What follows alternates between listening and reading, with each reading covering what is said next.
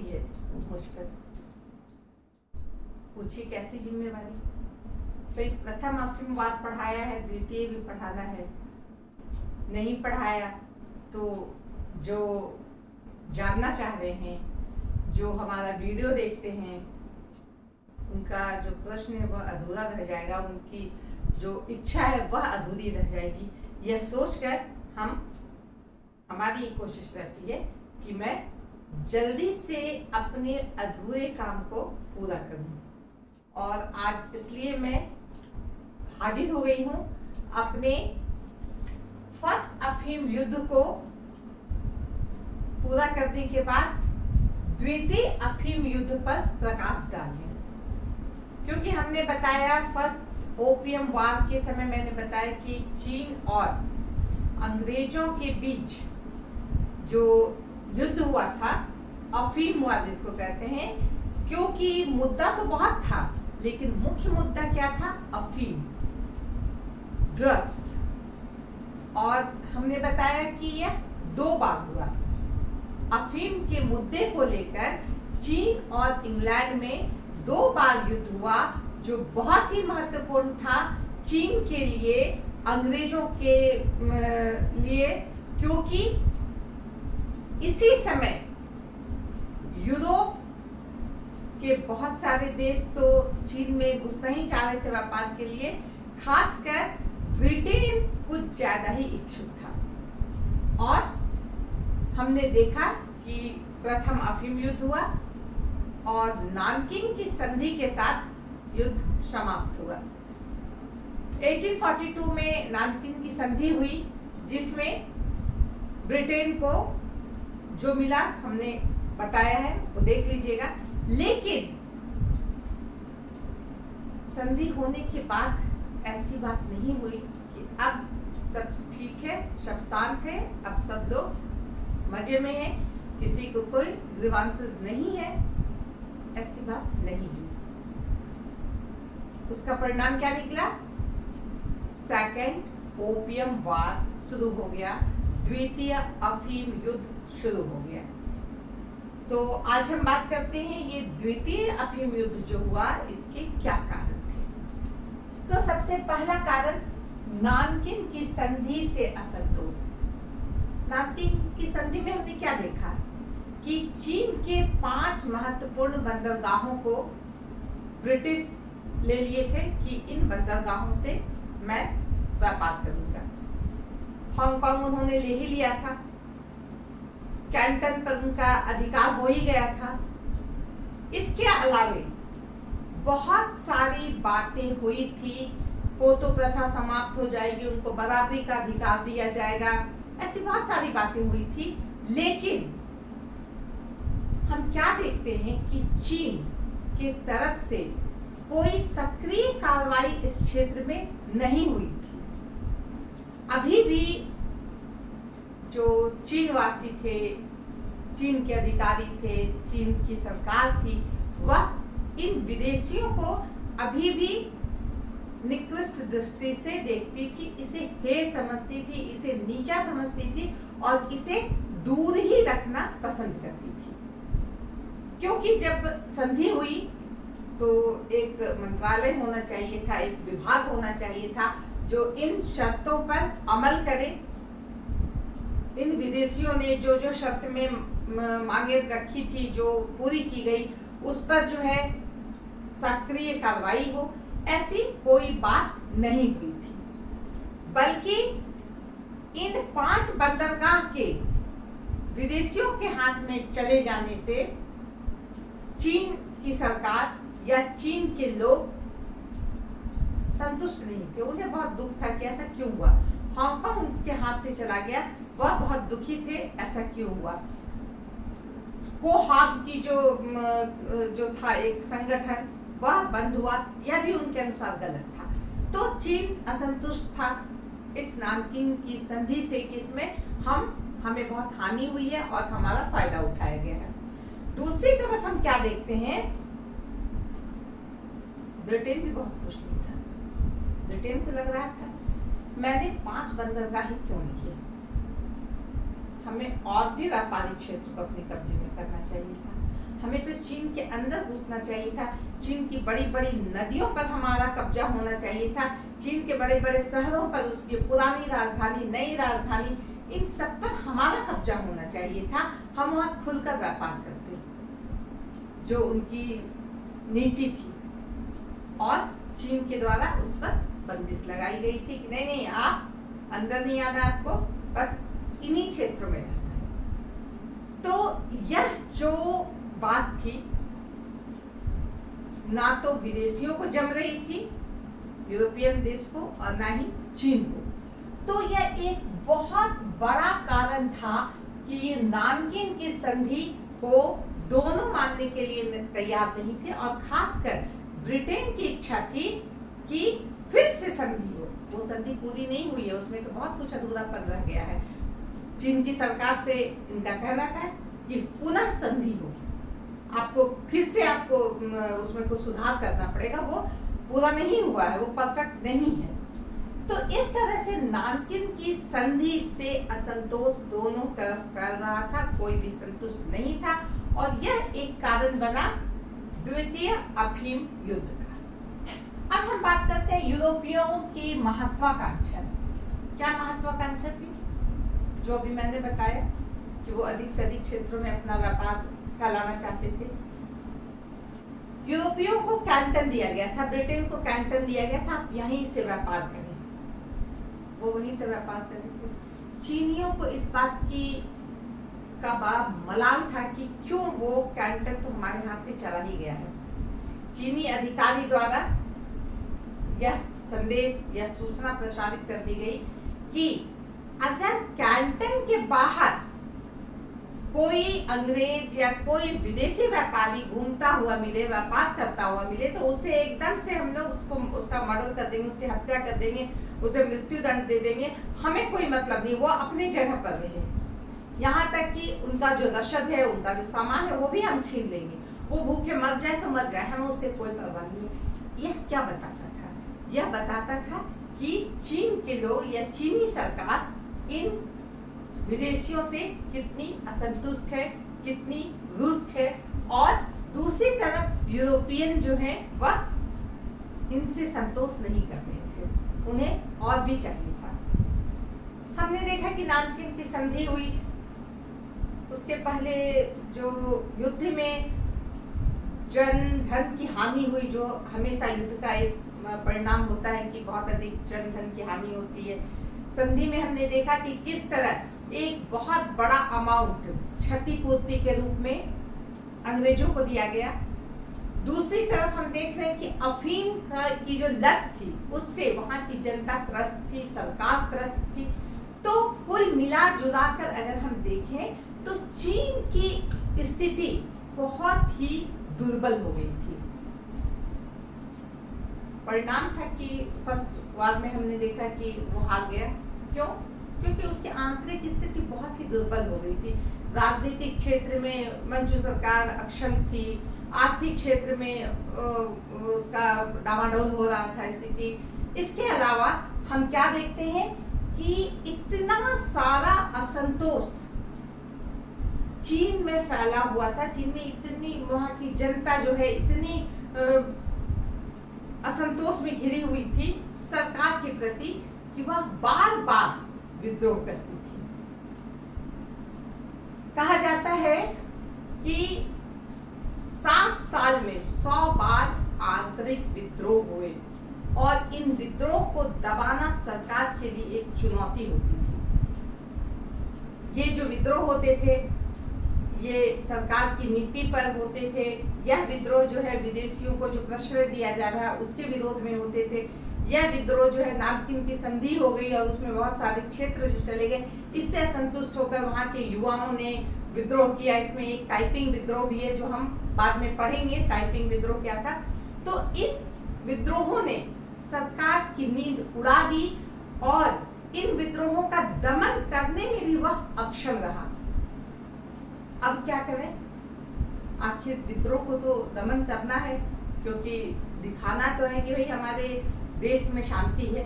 तो क्या किया गया कि उन विदेशियों से ही मदद ली जाने लगी। उन ब्रिटिश से, उन फ्रांस के जो विदेशी थे उनकी सेना से, भाई मदद करो हमारी, देखो हमारे यहाँ तो बहुत विद्रोह हो रहा है, हम तो एकदम अक्षम है, हम तो कर ही नहीं पा रहे।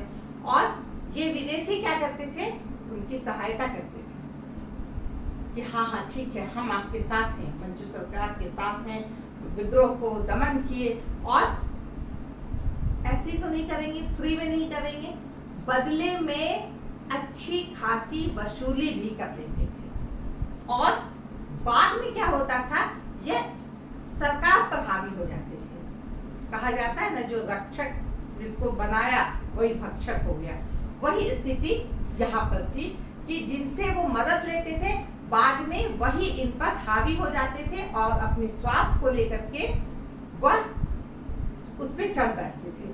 तो ऐसी स्थिति, ऐसी आंतरिक दुर्बलता, ऐसी सैनिक दुर्बलता का परिणाम युद्ध तो होना ही था।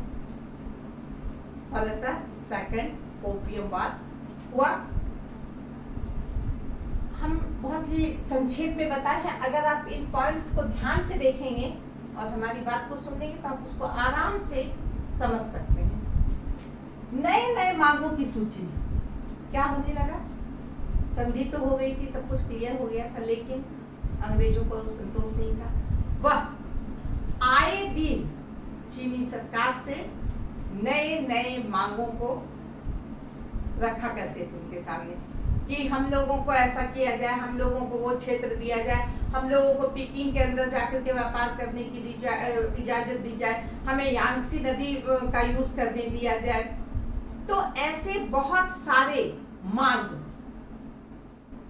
आए दिन चीनी सरकार को मिलते थे और इसका दबाव जो है वो बढ़ता ही रहता था, इन मांगों का दबाव। दूसरी तरफ हम क्या देखते हैं कि ये ब्रिटिश या और भी जो यूरोपियन देश थे यहाँ पे, ये यहाँ की गरीब जनता को पकड़ के ले जाने लगे, उन्हें दास बनाने लगे, उनसे काम करवाने लगे और जिनकी स्थिति बहुत ही दयनीय थी, जिससे अंग्रेज अपना फायदा कमाने लगे। जो उनकी नीति रही थी उपनिवेश स्थापित करके अधिक से अधिक शोषण करना, अधिक से अधिक अमानवीय व्यवहार करना, ये उनका एक गुण था जो यहाँ पर उन्होंने दिखाना शुरू किया। फलतः स्वाभाविक है कि जो चीन के लोग हैं, चीन की सरकार है, वह इससे नापसंद कर रही थी और इस पर रोक लगाने की बात कर रही थी। तो ये सब बात ग्राउंड तैयार कर रही थी सेकंड अफीम युद्ध को होने के लिए। इसी समय हम क्या देखते हैं, 1856 में एक फ्रांसीसी पादरी थे। हाँ, नए मांगों की सूची में ये भी एक महत्वपूर्ण मांग है कि उनका कहना था कि अब ईसाई धर्म प्रचारक, कैथोलिक धर्म प्रचारक यहाँ पे आके धर्म का प्रचार करने की हमें इजाजत दी जाए, हमें चर्च यहाँ पे हम बनाए, हम यहाँ पे धर्म के क्षेत्र में जो भी काम होता है वह हम यहाँ करें। जो कि शुरू से ही इसका विरोध चीनी सरकार या चीनी लोगों ने किया था। उस मांग को फिर से अंग्रेजों द्वारा या इन यूरोपियन द्वारा बार बार रखा जाने लगा। इसके बाद हम क्या देखते हैं, फ्रांसीसी पादरी की हत्या हो गई। एक फ्रांसीसी पादरी थे ऑगस्ट चापड़िलेन, इनकी हत्या कर दी गई। किसने हत्या की? चीन के लोगों ने। क्यों हत्या की? इन पर देशद्रोह का आरोप लगाया गया कि ये देशद्रोही हैं, ये हमारे देश में आकर हमारे देश के विरोध में काम कर रहे हैं। और ये जो पादरी थे वह फ्रांस के थे। तो जब एक फ्रांसीसी पादरी की हत्या हो गई, ये बहुत बड़ी बात थी।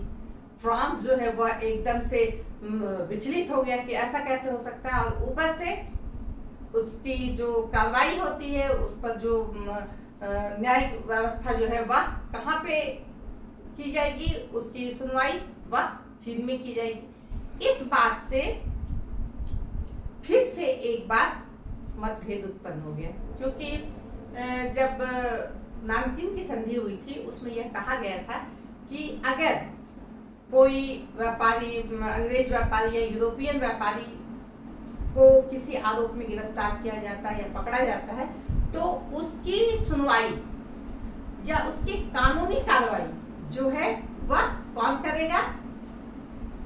यूरोप के न्यायालय करेंगे, जबकि कोई भी यूरोप का न्यायालय यहाँ अभी तक बन नहीं पाया था, यहाँ पे उसका कोई संगठन तैयार नहीं हुआ था। फौलाता चीनियों ने सोचा कि हम भी तो इसी कार्रवाई करते हैं। इस बात पर फ्रांस जो है वह गुस्सा गया और परिणाम स्वरूप जो है युद्ध शुरू हो गया। यह तात्कालिक कारण बना, कारण तो बहुत सारे तैयार हो रहे थे, लेकिन ये चैपलिन की हत्या जो है यह तात्कालिक कारण बनी और 1856 में हम देखते हैं कि युद्ध शुरू हो गया। इस बार हम क्या देखते हैं कि इस युद्ध में अंग्रेज के साथ फ्रांस भी था। फ्रांस में उस समय नेपोलियन थर्ड का शासन था और उसने और इंग्लैंड ने मिलकर चीन पर आक्रमण कर दिया, चीन से युद्ध छेड़ दिया। हमने देखा कि जो फर्स्ट अफीम वार हुआ था उसमें सिर्फ इंग्लैंड उससे लड़ा और बुरी तरह से इसे पराजित किया। अभी तो फ्रांस भी इसके साथ था और चीन की स्थिति और भी दुर्बल हो गई थी। तो ऐसी स्थिति में बहुत देर तक चीन का इनके सामने खड़ा रहना मुश्किल था और वो टिक नहीं सके। अंततः उन्होंने संधि के लिए अपना कदम बढ़ाया और हम क्या देखते हैं कि 1858 में तिनसिन की संधि हो गई। ये तिनसिन की संधि के साथ ही सेकेंड अफीम वार जो है वह समाप्त हो गया।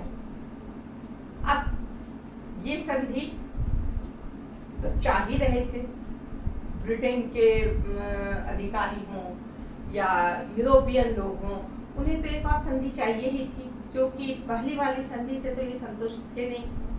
अब मौका मिला, जो अधूरी ख्वाहिश थी अब पूरी होगी इनकी, और वो लिस्ट उन्होंने निकाला और चीन के सामने रखा कि भाई अब हमें पेकिंग में, जो वहां की राजधानी थी, वहां पे हमारे लोग आ जा सकते हैं। ऐसा नहीं है कि अब हम कैंटन में रहे, मकाओ में रहे, हांगकांग में रहे, अब हम पेकिंग में भी आ जा सकते हैं, हमारा व्यापार पेकिंग में भी हो सकता है। चीन को स्वीकार हुआ क्योंकि वह हारी हुई पार्टी थी, चीन हारा हुआ देश था, उसे स्वीकार करना था। पोतो प्रथा का अंत हो, जैसा कि हमने कहा कि पिछले बार भी इस बात को कहा गया था, पोतो प्रथा का अंत हो। इसका अर्थ क्या था कि हमें समानता का दर्जा दिया जाए, हम बार बार घुटनों के बल बैठ करके हम आपको प्रणाम नहीं करेंगे, हम माथा नहीं टेकेंगे आपके पैर के नीचे, आपके कदमों के नीचे। तो इस बात को बिल्कुल समाप्त किया जाए। फर्स्ट बार भी ये बात कही गई थी, लेकिन उसे अमल नहीं किया गया था। अभी भी ब्रिटिश अधिकारी थे या ब्रिटिश के व्यापारी थे, उन्हें इस पोतो प्रथा को मानना पड़ता था, जिससे वह बहुत ही अपमानित महसूस करते थे। अब क्या पूरे चीन में विदेशियों को खुले रूप से आने जाने की स्वतंत्रता दी जाए।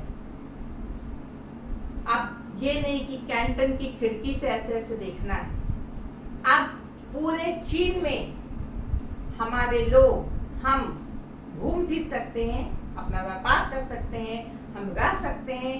इस तरह से आप हमें यह इस बात पे हामी भरिए। ठीक है, ये भी हो गया। अब ईसाई धर्म या ईसाई प्रचार, ईसाई धर्म का प्रचार की हमें छूट मिले। हमने बताया कि शुरू में चीन बिल्कुल इस बात का विरोधी था कि कोई भी ईसाई धर्म वाले यहाँ अपने धर्म का प्रचार ना करें, यहाँ पे चर्च ना बनाए। तो वो सब बातें अब पुरानी हो गई थी। अब चीन को इस बात पर स्वीकारोक्ति देनी थी कि हाँ भाई, अब आप आइए, ईसाई यहाँ आकर के अपना धर्म का प्रचार कर सकते हैं और रह सकते हैं, हमें कोई दिक्कत नहीं है। युद्ध की क्षतिपूर्ति, जिस तरह हम देखते हैं कि फर्स्ट ओपियम वार में युद्ध की क्षतिपूर्ति बहुत बड़ी राशि दी गई थी, इस बार भी युद्ध की क्षतिपूर्ति के रूप में चीन को बहुत बड़ी राशि ब्रिटेन को देनी पड़ी। और फिर से एक बार चीन को आर्थिक रूप से दुर्बल करने का प्रयास किया गया। अब हम बात करते हैं तट कर की नीति। बंदरगाह तो 19 बहुत हो गया था, वो कहीं भी टैक्स कहीं भी से भी व्यापार कर सकते थे। अब व्यापार का जो टैक्स होता है, जो चुंगी होती है, वह चीनी सरकार नहीं निर्धारित कर सकती थी। अब बैठक में, इस संधि में यह तय हो गया कि 5% चुंगी लगेगा, 5% चुंगी टैक्स लगेगा और उसी पर व्यापार होगा। ये नहीं कि चीनी सरकार अपने मन से उसको बढ़ा सकती है या घटा सकती है। अगर कभी इस पे कुछ परिवर्तन भी करना होगा तो दोनों को बैठ करके, मिलजुल करके, सहमति बना करके ही तट कर को बढ़ाना होगा। लेकिन फिलहाल 5% चुंगी पर जो है वह निश्चित हो गया कि जो टैक्स लगेगा वह आयात निर्यात कर इतना ही लगेगा।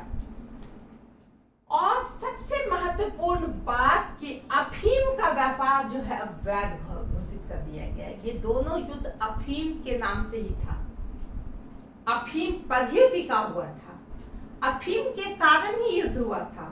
और हम क्या देखते हैं कि 3 दिन की संधि में अफीम के व्यापार को चीनी सरकार ने वैध घोषित कर दिया, ब्रिटिश के दबाव में आकर। क्योंकि ब्रिटिश कभी नहीं चाहते थे कि अफीम का व्यापार जो हो चीन में बंद हो। यह उनके लिए बहुत बड़ा घाटा का सौदा था और वह कभी नहीं चाहते थे कि वह कोई घाटा का सौदा करे। फलतः चीन में अब खुल करके अफीम का व्यापार होने लगा, इस पर कोई प्रतिबंध नहीं रहा।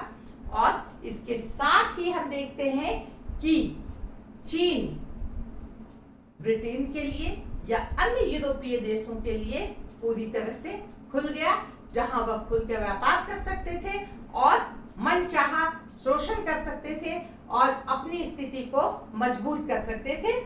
इस समय तक भारत में मैंने बताया कि ईस्ट इंडिया कंपनी काफी मजबूत स्थिति में आ गई थी। और ये जो हम बात कर रहे हैं 1858 में, हम देख रहे हैं 1856 में की जो बात कर रहे हैं, 1857 में हमारे यहाँ सिपाही विद्रोह भी हो गया था।